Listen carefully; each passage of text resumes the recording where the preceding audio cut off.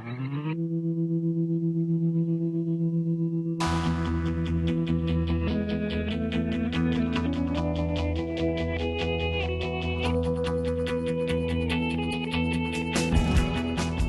name is Catherine Leary. I'm the Executive Director for Redeemer's Center for Faith and Work. When I was living in California and running a high-tech company, I was blown away by the motivation and the enthusiasm that my 120 employees had to change the world. And I used to think, if churches had that kind of vision, I just can't imagine what God could do through that. It really was appealing to me that Redeemer was an entrepreneurial church and had tons of entrepreneurial people that could make a real impact in this city and beyond. The time is right. What we see is just this movement, this desire of young people to make a difference, to make a change. And if you believe that the world is broken and there's lots of needs that need to be met and the status quo isn't meeting those needs, entrepreneurship is something you get involved in.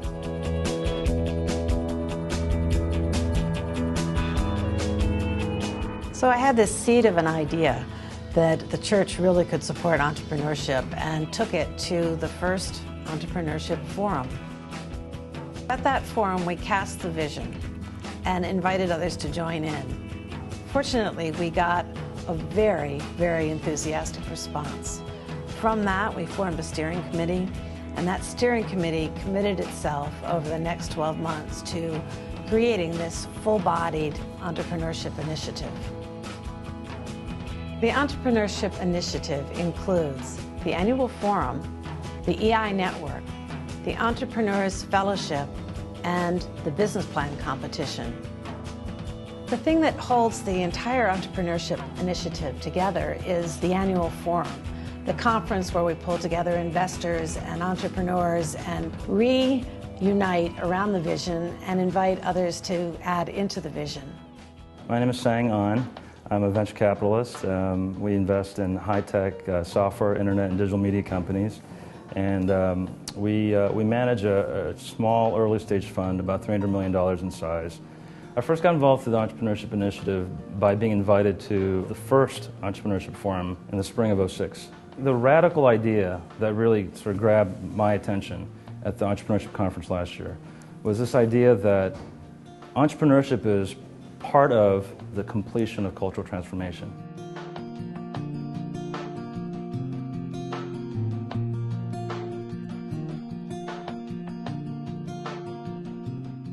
My name is Laura Gaston. I'm a director at the American Bible Society. I'm also an adjunct professor of entrepreneurship at the King's College. I think one of the things important about the forum is the opportunity to mix with a group of people who are of similar mindsets, who have dreams and ideals and a focus on changing the world and having their organizations, whether they're for-profits or the arts or a not-for-profit, press the truth of Christian values into the communities that are around them. Between forums, we're building a network of people, financial investors, as well as investors in time and talent, who pull together to support our entrepreneurs. I think for the Redeemer congregation, one of the impacts, in addition to being encouraged by all these things, is that they have an opportunity to formally engage with the entrepreneur. We're really out there by ourselves, and it's a really hostile environment. To have a group like this from the church that is outside of just friends and family, who's actually supportive, not only moral support, but tangible forms of support. It's really amazing. It's something we don't really get from anywhere else. The Entrepreneurs Fellowship is a monthly, or sometimes several times a month, gathering of various entrepreneurs in our congregation so that they can educate each other, nurture each other, and we even hold workshops that help train them in specific areas. When you're trying to create something, it's a very lonely process.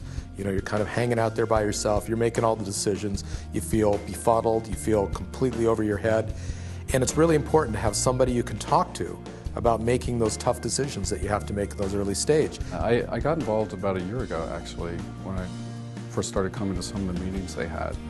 And I just thought the group was such a brilliant idea for a church to actually reach out and support entrepreneurs within the church, because they saw that business, like media, like the arts, business can have an influence on society. Business can impact the culture.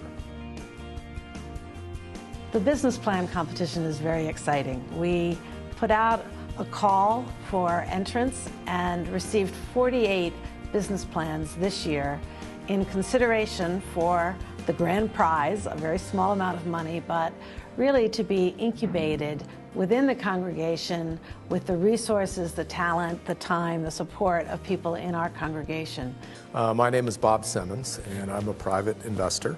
I also sit on some boards, and I also teach a class called Private Equity Finance at NYU in the MBA program. And I basically spend most of my time working with small companies who are trying to grow into much bigger companies. You know, I'm kind of a business plan junkie. I've been reading business plans for 20 years. I've literally read thousands of them. And I really enjoyed participating as a judge in the business plan competition this year because I felt like I could maybe add some value to that. But in addition, it's just a process that brings you close to people that have new and wonderful ideas that need a little boost sometimes to get over the finish line with. My name is Heather Anderson. I'm the president and founder of Blessed Nest. I design and we manufacture these products for moms and infants and their families, and we do it in a sustainable, eco-friendly way. There was a moment when I read the email from Calvin that I was a finalist, and what this means is that you have access to the practical and spiritual resources of Redeemer. And I let out this like, oh, okay, so this is it. One of our hypotheses, one of our hopes is that if you provide these things, these specific things to entrepreneurs, that they would be encouraged to take the risks, and that we as a church would partner with them alongside and encourage them through this new venture formation process. The young people in our community, they want to be engaged, they want to be entrepreneurial, they want to start their own ventures, they want to do something exciting and different. I am so drawn to this initiative because of the kinds of people that are involved. I'm drawn to it by the possibilities that it presents to us, the idea that we're going to change perceptions of business and entrepreneurship and and hopefully Christianity within this New York business community. I can envision 10 years from now when we've selected 3 or 4 or 5 ventures a year to nurture, to support, to bring along to success, that we'll really have been able to make an impact in this city and beyond.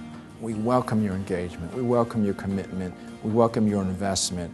It could be short-term or long-term, but gosh, you know, God has given us so much talent in this community, and we ought to use that talent to honor Him in this city.